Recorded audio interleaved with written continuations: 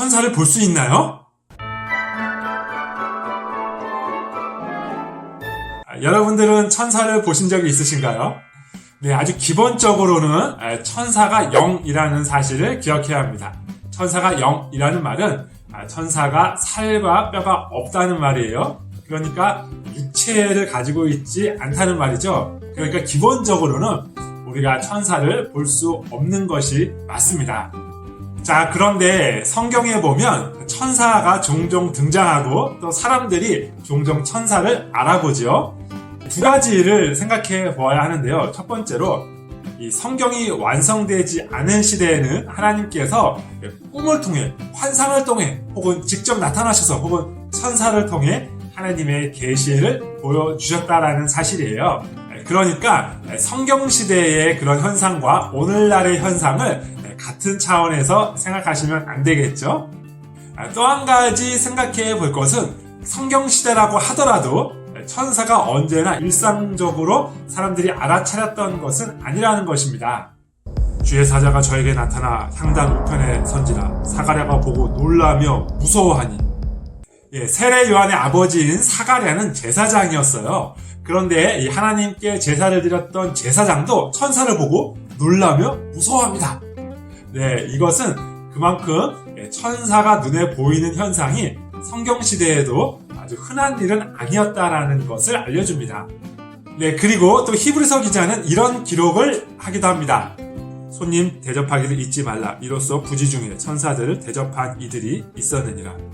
구약시대의 성경 이야기를 하면서 천사를 대접한 사람들을 이야기하는데 그들이 부지 중에 천사를 대접했다고 합니다.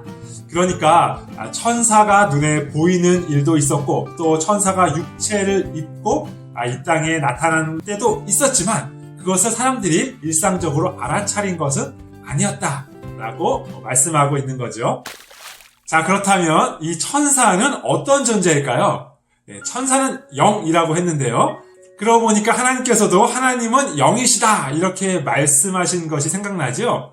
그러면 하나님이 영이신 것과 천사가 영인 것과는 어떤 차이가 있을까요? 물론 하나님은 창조주이시고 천사는 피조물입니다. 그러나 그것 외에도 같은 영이지만 능력에 있어서 차이가 있어요. 여섯째 달에 천사 가브리엘이 하나님의 보내심을 받들어 갈릴리 나사렛이란 동네에 가서, 천사는 영이기 때문에 육체를 가진 우리와 비교해 볼 때 훨씬 공간 이동이 자유롭습니다. 그러나 하나님께서는 무소부재 안 계신 곳이 없으신 반면에 천사들은 한순간에 한 곳밖에 있을 수가 없습니다. 그러니까 가브리엘은 하나님의 명을 받들고 나사렛이란 동네로 가야 했던 것이죠. 천사는 물론 우리 인간처럼 육체는 없지만 천사도 지정의 인격을 가지고 있는 존재입니다. 천사도 우리처럼 지식을 가지고 있어요. 천사가 여자들에게 일러 가로되 너희는 무서워 말라. 십자가에 못 박힌 예수를 너희가 찾는 줄을 내가 아노라. 그리고 천사들도 우리처럼 감정을 가지고 있습니다. 그때 새벽별들이 함께 노래하며 하나님의 아들들이 다 기쁘게 소리하였었느니라. 그리고 천사들도 우리처럼 의지를 가지고 행동합니다. 또 마다들을 이끌어 세상에 다시 들어오게 하실 때 하나님의 모든 천사가 저에게 경배할지어다. 자, 그렇다면 이렇게 영이면서 지정의를 가지고 있는 이 천사들은 무슨 일을 하는 걸까요? 네, 천사들이 하는 가장 중요한 일은 바로 우리들을 돕는 일입니다. 여러분들을 돕는 일이에요. 모든 천사들은 부리는 영으로서 구원 얻을 후사들을 위하여 섬기라고 보내심이 아니뇨. 여호와의 천사가 주를 경외하는 자를 둘러 진치고 그들을 건지시는도다. 그러니까 천사들이 하는 가장 중요한 일은 이렇게 구원받을 하나님의 백성들을 잘 섬기는 일입니다. 그런데 이렇게 생각하시는 분 계실지 모르겠어요. 하나님께서 전지전능하시고 무소부재하신데 굳이 천사가 필요한가요?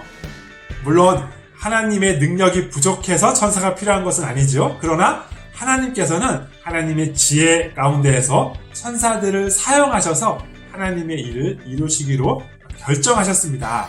심지어 예수님도 천사들의 도움을 받아서 이 땅에서 공생의 사역을 수행하셨습니다. 광야에서 40일을 계셔서 사단에게 시험을 받으시며 들짐승과 함께 계시니 천사들이 수종들더라. 가라사대 아버지여 만일 아버지의 뜻이거든 이 잔을 내게서 옮기시옵소서. 그러나 내 원대로 마옵시고 아버지의 원대로 되기를 원하나이다 하시니 사자가 하늘로부터 예수께 나타나 힘을 돕더라. 심지어 예수님께서도 십자가를 앞에 두고 겟세마네에서 기도할 때 천사들이 와서 도와야 할 필요가 있었습니다. 그만큼 내 뜻대로 말고 아버지 뜻대로 해주세요 하고 기도하는 건 쉬운 일이 아니라는 것이죠. 예수님께서 그러셨다면 하물며 우리는 얼마나 더 이런 천사들의 도움이 필요하겠습니까? 물론 예수님께서 이 공생의 사역을 하시면서 하나님의 뜻대로 살아갈 수 있었던 것은 성령님께서 함께 하셨기 때문입니다. 성령님으로 충분하지요. 하나님으로 충분합니다. 그런데 하나님의 계획과 경륜 가운데서 이렇게 천사도 함께 나타나 힘을 돕는 것으로 기록하고 있어요. 그러니까 우리도 기도할 때 성령님을 힘입어 기도하지만 천사도 우리를 돕는 일을 한다는 것을 알 수 있습니다. 네, 이렇게 천사들은 늘 우리 주위에 있어요. 우리의 내면을 보면 성령님이 계시고 우리의 주위를 보면 천사들이 보입니다. 이렇게 말씀하세요. 삼가 이 소자 중에 하나도 없인 여기지 말라. 너에게 말하노니 저희 천사들이 하늘에서 하늘에 계신 내 아버지의 얼굴을 항상 배웁느니라. 천사들이 우리 주위에 있으면서 하늘에 계신 하나님 앞에 나아가서 다 이야기한다는 것이죠. 하나님 오늘 희준이가요 이런 일을 했어요. 잘했죠? 자, 이렇게 성경은 천사가 늘 우리 주위에 있다는 것, 하나님의 계획 가운데 우리를 돕고 있다는 것을 분명하게 진술하고 있습니다. 마지막으로 천사를 생각할 때 주의해야 될 두 가지를 말씀드리면서 마치겠습니다. 중세시대에는 미신처럼 천사를 숭배하는 일들이 종종 있었어요. 그러니까 천사를 너무 강조해서 마치 천사를 하나님과 같은 위치에 놓고 경배하는 것 매우 위험하죠. 그러나 한편으론 이것이 위험하다고 해서 천사라는 존재가 마치 존재하지 않는 것처럼 무시하고 살아가는 것도 매우 위험합니다. 왜냐하면 성경이 분명히 천사의 존재를 말하고 있기 때문이에요. C.S. 루이스가 쓴 스크루테이프의 편지라는 책이 있습니다. 아주 재미있고 통찰력이 넘치는 책인데요. 거기에는 고참 악마인 스크루테이프가 등장하고요. 그리고 이제 신입으로 들어온 조카 악마인 워무드가 등장해요. 그리고 그리스도인들을 환자라고 표현하고 하나님을 원수라고 표현하는데요. 이 조카 워무드가 이 환자를 탈출시키는 그런 실패를 합니다. 그러니까 이 워무드가 담당했던 그 환자가 예수님을 믿게 된 것이죠. 그 사건을 설명하면서 이 스크루테이프가 조카에게 보낸 편지입니다. 이렇게 말해요. 환자는 너를 본 순간 그들도 보았겠지. 그러니까 그리스도인들이 하늘나라에 가게 될 때 그들의 눈이 열려서 사탄도 보게 되고 그들, 천사도 보게 된다는 것입니다. 그리고 스크루테이프가 이어서 하는 말을 들어보세요.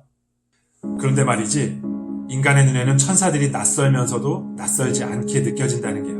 놈은 천사들을 만나기 직전까지만 해도 천사가 어떻게 생겼는지 전혀 감을 잡지 못했을 뿐 아니라 심지어 그 존재 자체까지 의심했단다. 그런데 막상 천사들을 만나는 순간 자기가 처음부터 그들을 알고 있었다는 사실을 알게 되고 자기가 혼자라고 생각했던 수많은 삶의 시간마다 그들이 어떤 역할을 해주었는지도 깨닫게 되었단 말이야. 그래서 환자들은 천사들에게 당신은 누구시죠? 라고 묻는 대신 언제나 바로 당신이었군요 라고 말했던 거야. 천사를 볼 수 있을까요? 여러분이 보신 그 존재가 천사일 수도 있고 아닐 수도 있어요. 그러나 중요한 것은 우리의 눈으로 볼 수 있든지 없든지 천사는 우리 주위에 늘 존재한다는 것입니다.